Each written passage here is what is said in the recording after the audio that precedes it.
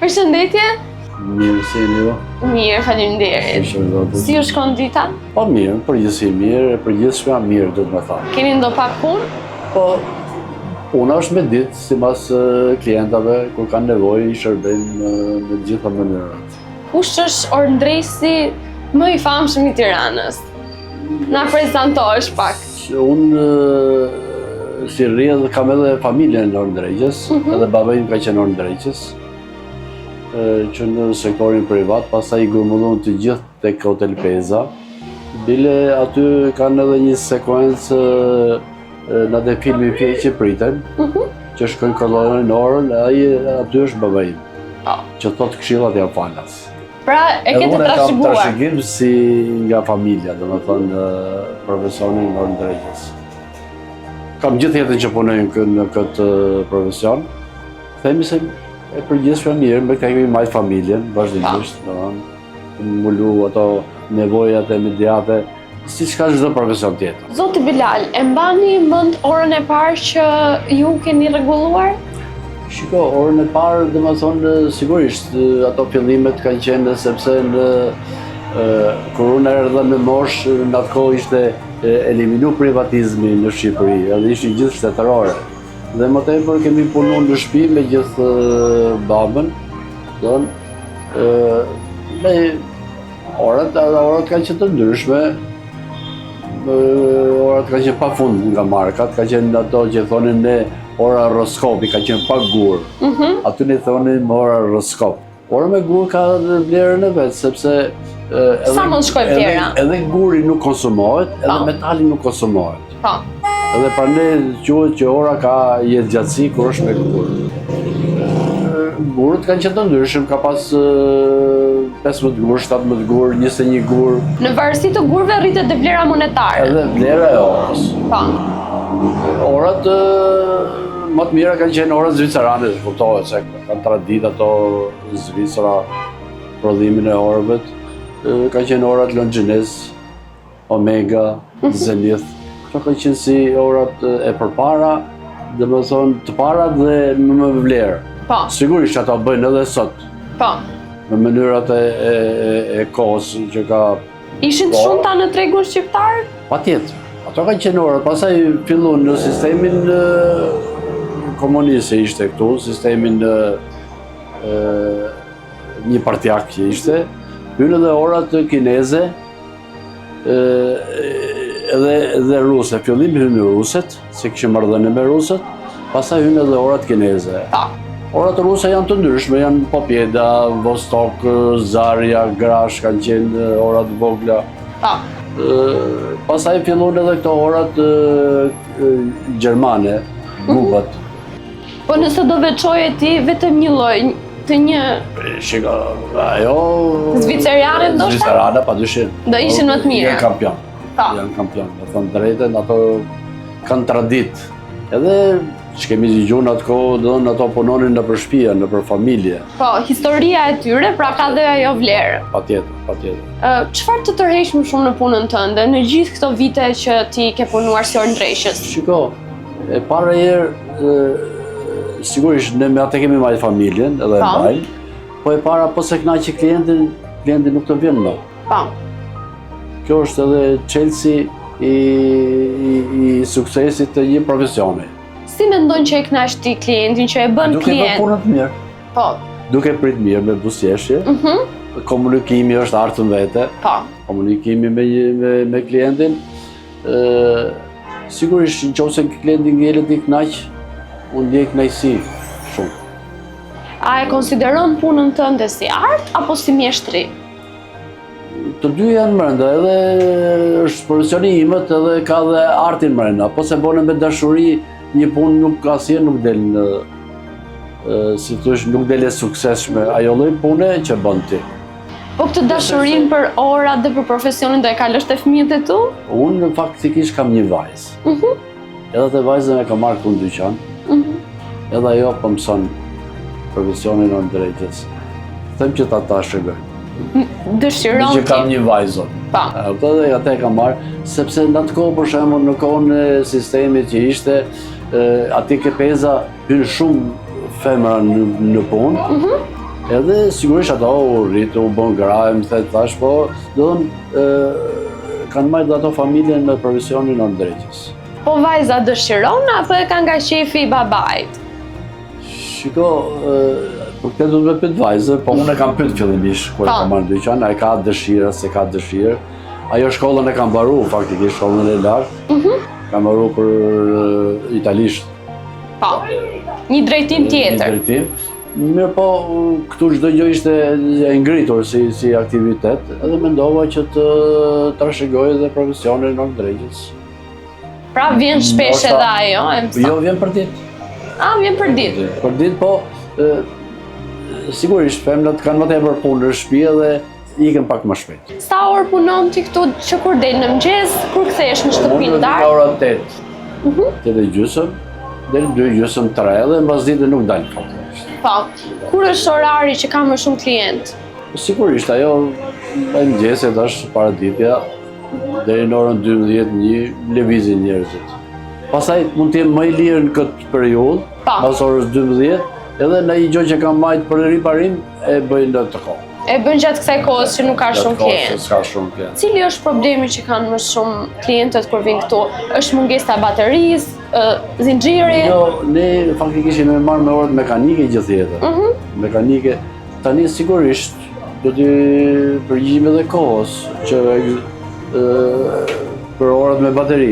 Sigurisht edhe këto i riparojmë. Po.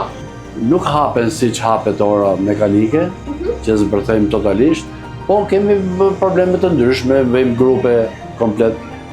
Heqim një grupin komplet dhe vendosim grup tjetër. Orat elektronike.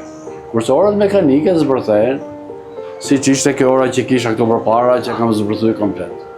Po, për shembull, çfarë mendimi keni ju për faktin që në treg tashmë janë dhe orat elektronike? Domethënë, ja u ka lënë kjo juve pak punën në hije? Shiko, jo nuk e ka lënë në hije për momentin, po ndoshta zhvillimi do vizat punë. Po, mendon që kjo mund t'i bëj dëm vajzës tënde në vazhdim? Unë shikoj dhe thonë kam perspektivën e kam parë, sepse orat kineze janë shumë me vetëkurdisje. Dhe gjithë bota bën dhe ora me vetëkurdisje që janë me lëvizjen e dorës. Quhen me vetëkurdisje.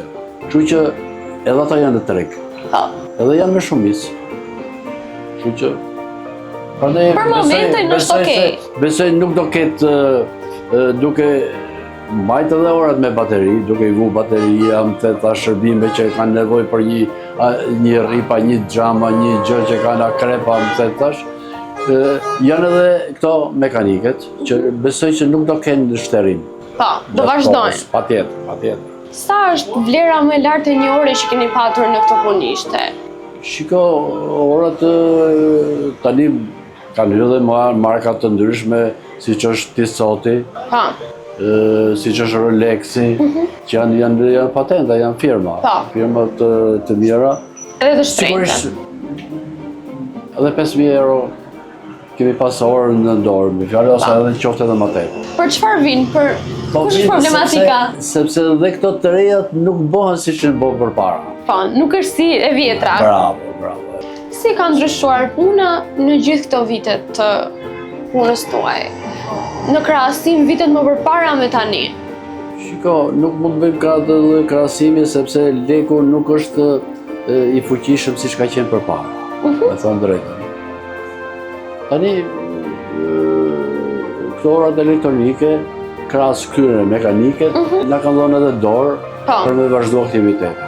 A vinë më të shumë të moshuar këtu, mosha e tretë për të rregulluar orat e tyre, apo edhe rinia vjen? Jo, mosha e tretë runë akoma ato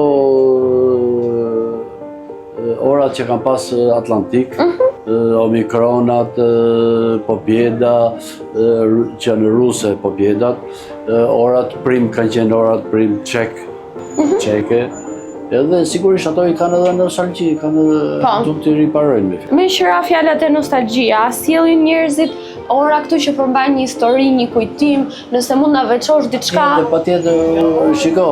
Mund ta ketë orën e gjyshit. Po, kujtime. Kujtime, edhe sigurisht nuk e përdor, e marr në shtëpi, por e do të punë në gjendje pune. Po. Qoftë ora xhepi, qoftë ora dore, të kujtimeve. Kujtimet janë kujtime, kështu që nuk. I ndajnë historitë me ty? Patjetër. Ai shprehin atë, domethënë për cilën do riparon orën. Po.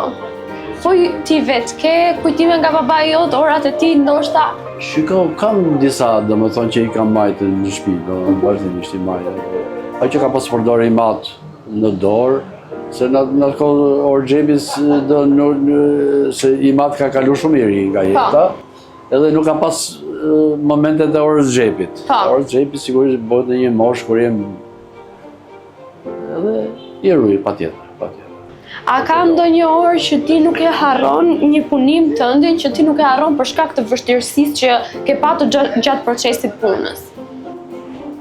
Mund të kujtoj, domethënë patjetër, fillimet e profesionit janë të vështira, sigurisht. Po në atë kohë kam pas edhe babën gjallë dhe të ndihmonte ai. Patjetër, më nxirrte nga situata, orët që kisha, domethënë të pazgjedhshme nga ana ime. Po familja jote, ti ke një vajzë dhe gruan, çfarë mendimi ka deri kur do punosh, domethënë thonë ndonjëherë po lodhe shumë. Unë kam dalë në pension. Po. Edhe më tepër vjet edhe një bëj vajzën. Po. Edhe vrasa dhe kohën time.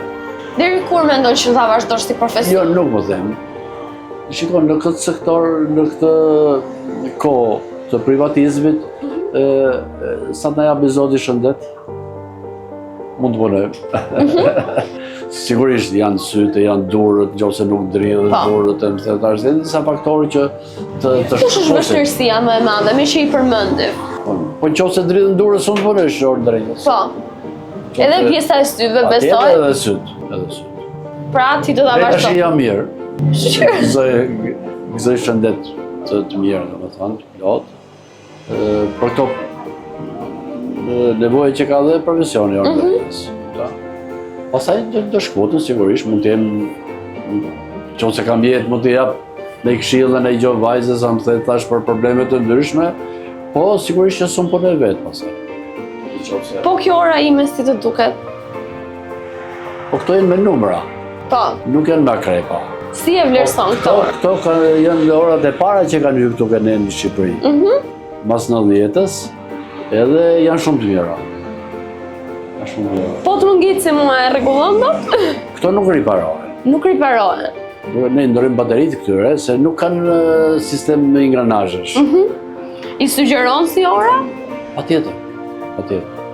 Po cilat ora mund të më sugjerosh ti që unë do të marr patjetër një herë në jetë? Shiko, sot punohet edhe për të fituar. Shumica domethënë, ndoshta ajo shkruan Rolex edhe nuk është Rolex më. E mirë është me e pa. Ose pash nuk mund të them. Mund të them Rolex, po mund ta marrësh një Rolex, mund të jetë me makineri tjetër. Që s'është Rolex, se na vin plot. Për ta mbyllur, në cilin grupim do ta fusje ti veten? Në një grupim që njerëzit e bëjnë këtë profesion me dashuri dhe prej dashurisë që kanë për të, apo prej të mirave monetare? Shikoj, para çdo gjë niset nga interesi, nga fitimi.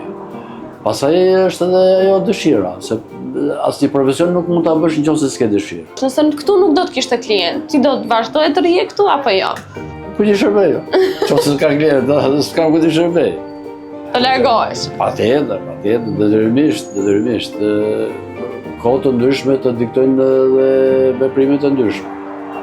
Simas kohës. Po deri tash, domethënë, duke falendëruar Zotin që na jep shëndet për me dalë në punë, dhe ka shumë llojshmëri orësh. Që ty t'japim punë. Patjetër. Falenderoj shumë.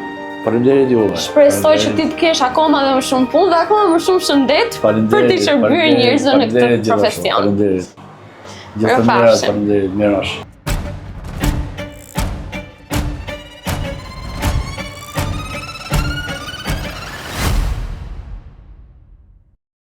Mos harroni të bëni subscribe në kanalin ton për video të tjera si kjo dhe aktivizoni notification që mos të humbisni asnjë nga videot e përditshme.